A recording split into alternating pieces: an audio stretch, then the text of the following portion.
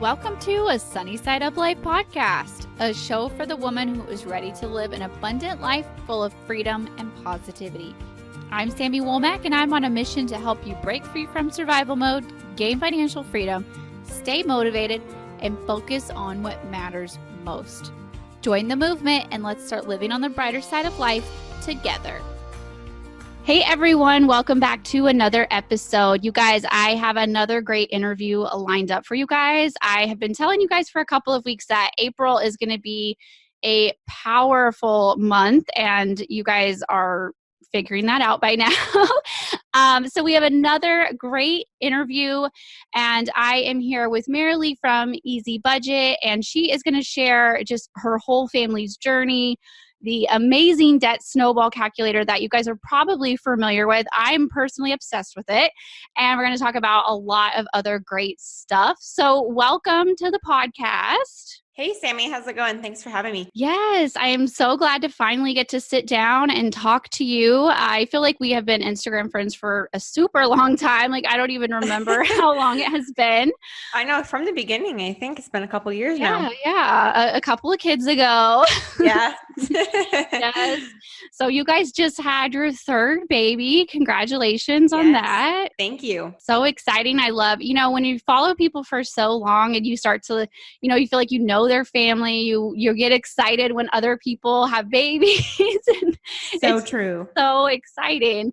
So I love like finding other young families to follow. That's one of my favorites because I love following other people's kids. I don't know if that's just me, but that's like my favorite. So you guys are also a family from Texas. We're also from Texas. So tell us a little bit more about your family, your story, and all that kind of stuff. Sure. So we have 3 kids. We just had our third a month ago. And they're little guys. We just have a 5-year-old, a 3-year-old, and a 1-month-old. And my husband and I have been married for 6 years. My husband graduated from college about 3 years ago. And it was shortly after that we kind of realized the big pile of debt that we were in. I eventually looked at our student loans and added them all up, combining mine and his, which I don't think I had done while we were still in school. And I was like, wow, this is worse than I thought. This is a lot of debt. And so I had actually read Dave Ramsey's Total Money Makeover, which I think is a huge inspiration. I had read that my freshman year of college, but at that time I didn't really have any debt. So it just didn't really impact me very much. I did learn some things from it, like avoiding credit cards and just general good habit ideas. But it wasn't until I had a pile of debt after school that I realized that we really need to make a change. So it was, I think, November of 2016 that I reread the book. And at that point, I started getting really intense and realized that we needed to just pay off this debt as fast as we could, climb out of this hole, and then the world was our oyster after that. We would have so many opportunities with our income and with our potential to have a great life, but not if we were paying over $1,000 a month in minimum payments. We were paying over $1,000 a month. Crazy, right? So I knew we had to get rid of that. So we got really gazelle intense, and we started working Dave Ramsey's Baby Steps. We did end up modifying them a little bit later on. But we just got really intense after that and got going. It's been 2 years and 2 months now, and we're almost finished. That's amazing. Yeah, I saw your post pretty recently where you had like the then and now and the list of how many student loans there were and then how many are left now. And I thought that was really awesome, and that's super motivating. And I love everything that you share. Like you on your Instagram, you're sharing the whole, like all the aspects, the meals, the debt payoff tips, the family, the everything. And I think that's so great. And your Instagram has just blown up. Like you have like over 35,000 followers. That is crazy. How does that feel? Just knowing that like you just started this to help your family and now you're helping 35,000 people. What does that feel like? It's pretty cool. The other month I was at an event where there was a speaker and there were 25,000 people in the audience. And that was how many followers I had at the time. And it occurred to me for a second, like, wow, this is the amount of people that follow me, that know me, and that are reading these things. And I think that's really cool. It's also great privilege and also responsibility to make sure that I'm putting out content that's going to improve people's lives instead of make their lives worse, because social media has the ability to do both. Mm-hmm. So I like to share a lot of variety on my Instagram because that's what my real life is. And try and be as authentic as possible, posting things that are relevant to me, things that will save people money, things that I do to save money, posting our real numbers, which is scary at first, but now it's just really fun. It's pretty cool. That's awesome. That's awesome. I think, what you said about posting real numbers, that's something that I've challenged myself this year to get better at. It's so nerve-wracking to post those real numbers and just be so open to the world. But I think when you start to get feedback that like it really is helping other people and you're not alone on this journey and on and on and on, and it's just like, it's just a cycle of motivation, and I love it. That is like the best thing about the debt-free community, and it's just all the support and motivation. I agree. And the numbers are interesting. I think it gets a little bit scarier when you're just showing people like your savings and your bank account and your assets like you guys are in. That feels a little bit more personal than just your pile of debt. Yeah. But it's interesting to people. Everyone wants to take a look into people's personal lives, but not everybody's willing to share that information. Mm-hmm. And we're not willing to share everything, but this is something that we are willing to share with people so we can help them out. Yeah, I love that. I love that. So you mentioned a little while ago, and I actually remember when this happened on your journey, but you mentioned about modifying the baby steps a little bit. Explain a little bit more for anyone who isn't familiar with that part of your journey and kind of what that looked like for you, why you did it and all that. Yeah. So about the first year of our debt-free journey, we were very strict Puritan Dave Ramsey followers. And that's just kind of my style. I'm a very black and white thinker. I can't start something and not finish it. But about a year into our journey, I started picking up different books with different philosophies about personal finance. And I kind of had this light bulb moment where I realized that Dave Ramsey's baby steps were amazing and huge and influential for a lot of people, especially beginners or people with really bad financial habits. But I started reading other people's books and realizing that there was more than one way to skin a cat. There's more than one way to be successful. And there's been millions and millions of people who've been successful doing it a different way. So I kind of opened my mind a little bit. And so at that point, we started making modifications that made sense for our family. So for example, the first thing I did was start contributing to our 401k again. We had a company match, and we had stopped that match for the first year so we could put more money towards debt, which I don't regret. But at that point, we decided to start contributing again so we could get the company match. It's free money. Yeah. We've been doing that for the last year or so. So that was one of the first modifications that we made. Yeah. We didn't do a couple other modifications going on. We purchased a home because we were making a big move related to my husband's career, and it just didn't make sense for us to be renting. So we purchased a home. We have paused our debt snowball when we had big things coming up. We've done small vacations. I don't really consider them vacations because it's just like going to weddings or visiting family, but those are very expensive. Yeah. A big family. Yeah. And so those cost us a lot of money. And we decided that we were not willing to wait to see family and grandparents and go to weddings and all those important things because of our debt. We wanted to live our lives through the process. So those are some of the main modifications that we made. Yeah. And I think I like what you said about how, you're kind of taken Dave Ramsey's book as a starter, which is also what we did. And I think that it's exactly like what you said. It's great for the beginner. It tells you exactly what you need to know. But then I always feel like once you kind of get settled, it is personal finance for a reason. It's okay to adapt and adjust and make it work for your family. And we did some things a little different. Like the thing that we started off with, we only started with a $500 emergency fund, which sounds crazy because a lot of people will go the opposite and they'll save more for their starter emergency fund. But $1,000 seemed like a ton of money to us then. And we were just like, we can't do it. 500 is plenty. We just need to pay off this debt. And we paid some things out of order. But yeah, and I think that, as long as you're being intentional with your money and you know your goal, you're making progress, that's really at the end of the day what matters most, Totally agree. Yeah. And I know you guys talked about how when you had your baby, while you were pregnant, you paused the debt snowball. And that's what we did as well when we had our third child. So tell us a little bit more about the philosophy behind pausing the debt snowball in times like that. Yeah, we had a couple of different reasons that we were doing that, but one of the reasons is because we knew we were going to be having those bills. So pausing the debt snowball, the main purpose of that is so that if there's a large future expense coming up, such as a baby, you can stockpile money so that when that big expense comes up, you can pay for it in cash.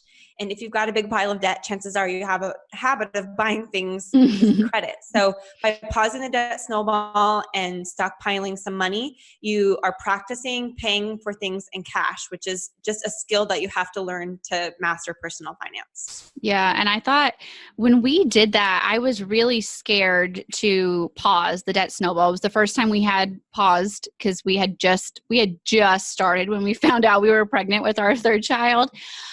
Which was so scary.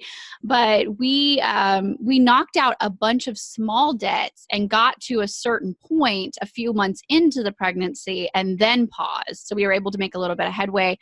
And I was terrified to pause, but I actually found that being able to pause it and being able to kind of stockpile that money and have the money ready for her medical bills, for my husband to take off extra time for work, was actually incredibly empowering because I was like, I have control over this for once. Like I felt like I could do what I wanted with my money. And it was crazy. So where were you guys at in your journey with your first two children?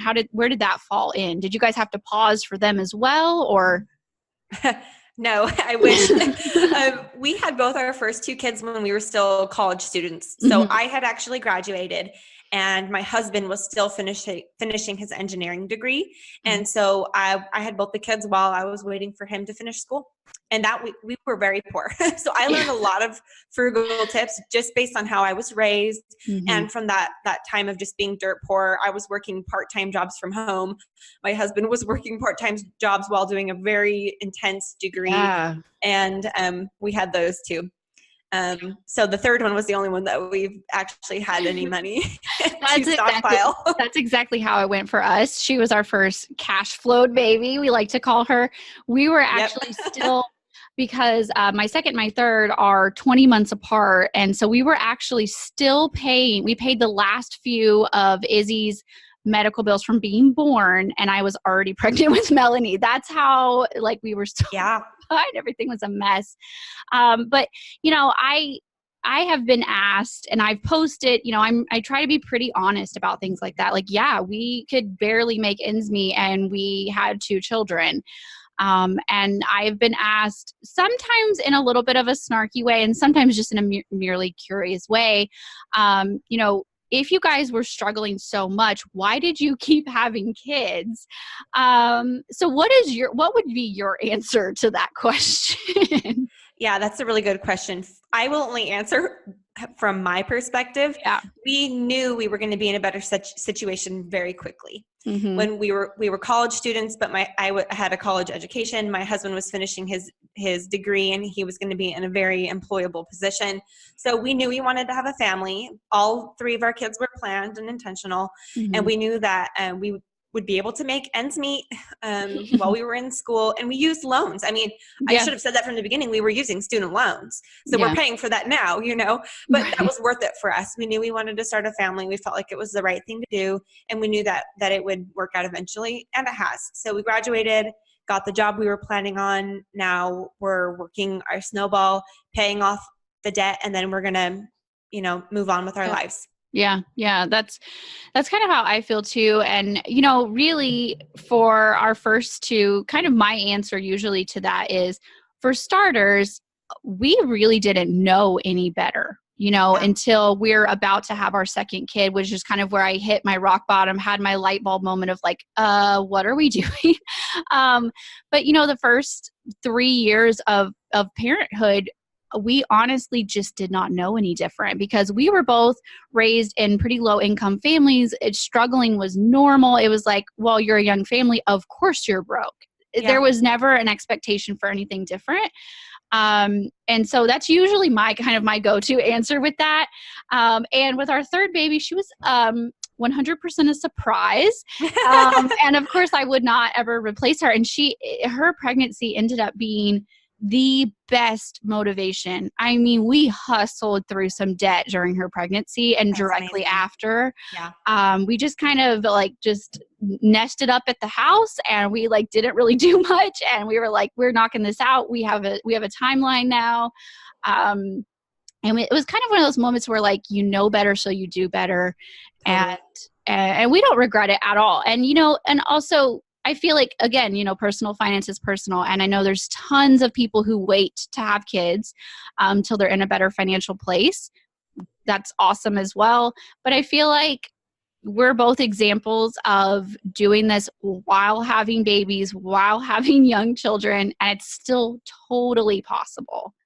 And I would also add, this is my snarky answer, yes, that children, being in a good place financially when you have kids is great, but kids need love. They need parents that are there for them, that are going to do their best to spend time with their children. They don't need really nice stuff, a nice house, nice cars, and like a padded bank account. Yes. I'm not advocating for being financially irresponsible, but what I'm saying is that people don't need to have a ton of money in order to have kids. That is such a lie.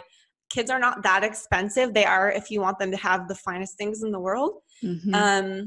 So you can definitely have kids when you're on a debt-free journey. And obviously, like you said, before you know better, a lot of times people have kids Yes. and the hope is that they're moving on from that. But I kind of have to roll my eyes when people are snarky about people who have kids when they, quote, don't have a lot of money or when they're in debt, because that's not what having a family is based Exactly. around. Exactly. And, we very much wanted to start our family while we were young, and that was part of our plan, and we don't obviously regret any of it. And like you said about, kids don't really need the fanciest things. We're currently in a 2-bedroom, 1-bathroom house by choice. Yep. So we can save half of our income. It's not this isn't our only option. We're doing this by choice, and our kids are just fine. Well, yeah, maybe more than fine. Yeah, I mean, they're going to be, that's actually good for some kids. Yeah. To have a little humility and to focus on the important things in life. Like you guys love to camp together. Mm-hmm. Those are the memories. Those are the things that are going to feed their souls, not the stuff. Yeah, exactly. And we know, that our long-term goals are to help them go to college, to eventually build our dream house, for my husband to retire at a decent age, and all these things. And we know that ultimately those things are more important than how expensive their shoes are and if they all have their own bedrooms, I agree. Yeah. 100%. Yeah. So I think it's so refreshing to kind of have an ally on my side on this topic. Totally. Because it's so, goodness, I'm like, I would not trade my kids for anything, obviously.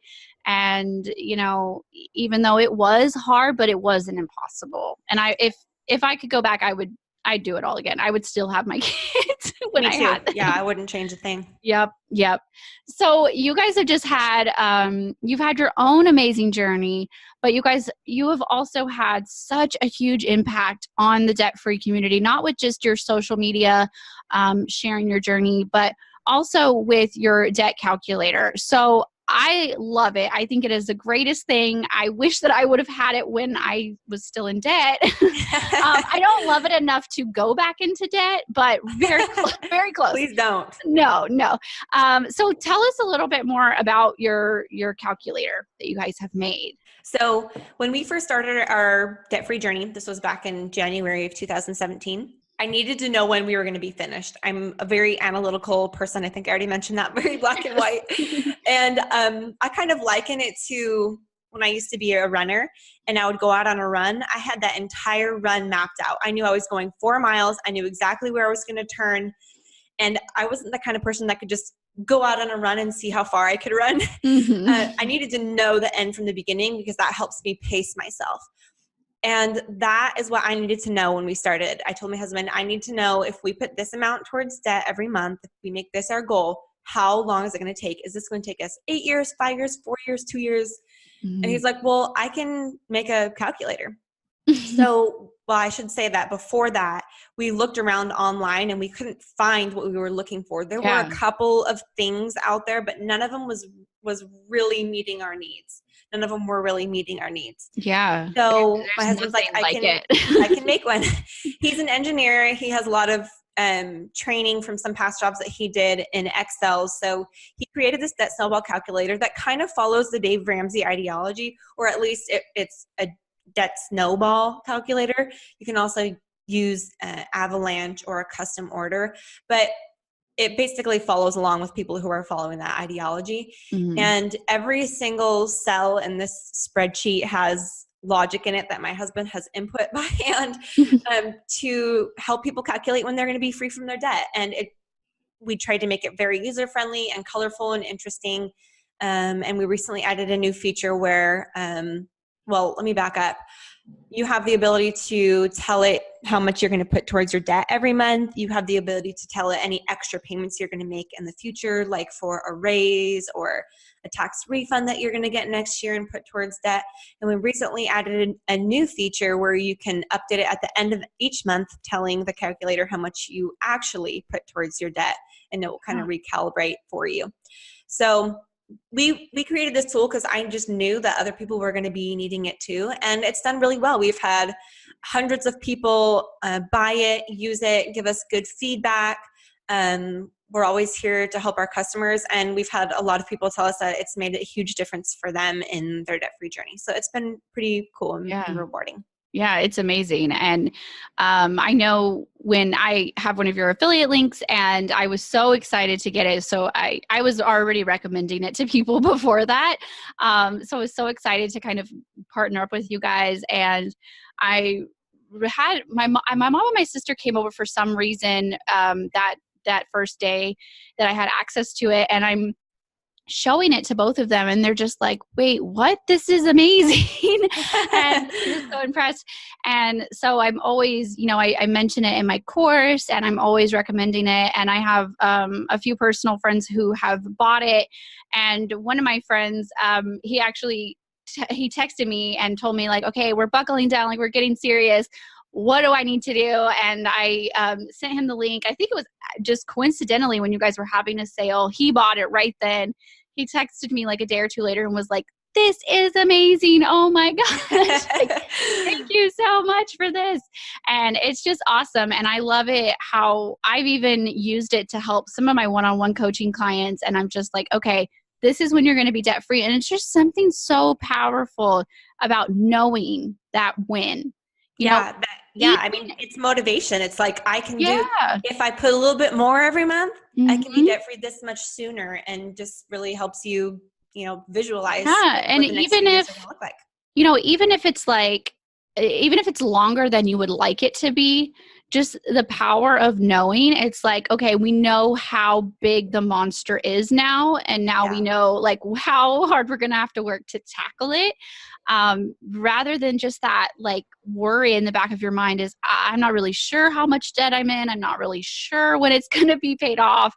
It takes all that load off of you. And it's just amazing. Amazing. I love it so much. Thank you. Yes. I'm so glad that you're loving it and able to use it for your clients. That's exactly what it's for. So yes, I'm awesome. I'm obsessed with it. It's even got me to, I love how automated it is. And it's even got me with my own worksheets, trying to make them more automated because it's wonderful how automated it is. You just type everything in the little boxes and it's like done. Yeah. So I wish awesome. I could say that I was the brains behind the spreadsheet, but my husband totally is. And I'm the one that does most of the social media. It is definitely a skill. Like I'm trying to update mine for myself right now before I share them with anybody else. And it has been a lot of Googling to figure this stuff out. It takes a lot of training. Yes, it does. And it's just like, for a few dollars, like you can just get a calculator that's already set up for you. You don't have to spend hours and days trying to do it yourself. And it's just like, just do it. And it's so much easier. Yeah, it's pretty ready to go. Yes, so much easier. So that has been a huge part of so many people's journey. What other tips do you have? Just like, what are some of your favorite tips just for people that are first getting started, other than using the Debt Snowball Calculator? What other things would you suggest for people who are just beginning? For people who are just beginning, almost always the first thing I recommend to them is to read the Total Money Makeover. Yeah. And there are a lot of books that I think are useful for learning personal finance and budgeting and all that. But that book, first of all, it's cheap and it's a very easy read. It helps so much in getting motivated, getting a plan, learning about zero-based budgeting. So almost always to all people, I recommend that book because Dave Ramsey is kind of like the gateway into personal finance. So that's kind of like my first tip, figuring out when you're going to be debt-free and obviously learning how to budget. You have to master budget. And I never had a successful budget until I started my debt-free journey. So it is possible for people who stink at budgeting to figure it out. And once you figure it out, it's done. It's a lifelong skill. Yeah, for sure. I definitely think it's like a habit you have to adopt. And I kind of talk about it a lot like a muscle. Like, yeah, it's not great at first, but you're not great at anything at first. And you keep working at it. And then, a couple of years down the road, you'll be great at it. Yeah. And you have a system in place that works for you. It's just life feels so good when you budget correctly. It just feels like you're in control of things. It's kind of, I'm a little obsessed with it. Probably all of us finance nerds are obsessed. Yes, I'm very obsessed with it. It's just like, I actually was, Sunday evening was just like sitting down. One of my weekend goals is to, get the budget good and updated, just make sure everything's squared away before the week starts. And I just kind of plopped down at my desk and I had a cup of coffee and I was like, I just love a good budget and a cup of coffee. And I was like, oh my gosh. Me too. Oh my gosh. We're such nerds. I really do. I feel so much better after my budget's balanced. Sometimes I procrastinated on it, but it's like, just bite the bullet, open up your bank account or dig out your receipts, whatever you need to do, open up the budget worksheets and just get it over with. Like, you're going to feel so much better after it's done. And after you're all set I think up. it's a testament of, not that everybody's going to become such budget nerds, but that when you've mastered this skill, that it's very empowering and it feels good. You feel like you have so much control and you can't let go of that control. The reason we're so obsessed with our budgets is because we know that horrible feeling of losing control and not being in control.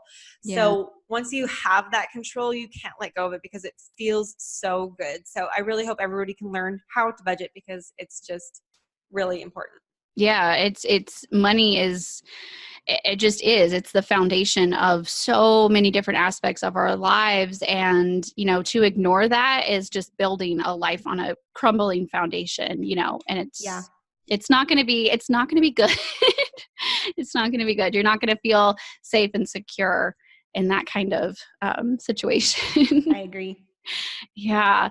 So I could talk to you forever, and I just thank you so much for coming on and sharing all of your story and everything, all your tips that you shared with us. I really appreciate it. Thanks for having me, Sami. You're fun. Yes. Oh, thank you. Thank you for taking the time away from your babies, especially your little one. I know that that's not easy, but we really appreciate it. Hey, his dad needs some practice with him, Hey, so it's all good. That's exactly where my kids are. They're in the living room with their dad, and that's, they're good. They're good. Yes, they are. Yes. So thank you so much. Again, you guys, I am going to link to everything that we mentioned in the show notes, of course. I'm going to link to all of Merilee's social links and everything so you guys can connect with her on Instagram and everything else that she has to offer. You guys, please share this episode, leave us a review, and subscribe if you haven't already. That is what helps the podcast grow. And I hope that you guys enjoyed this interview, and I will talk to you guys next week. Bye, guys.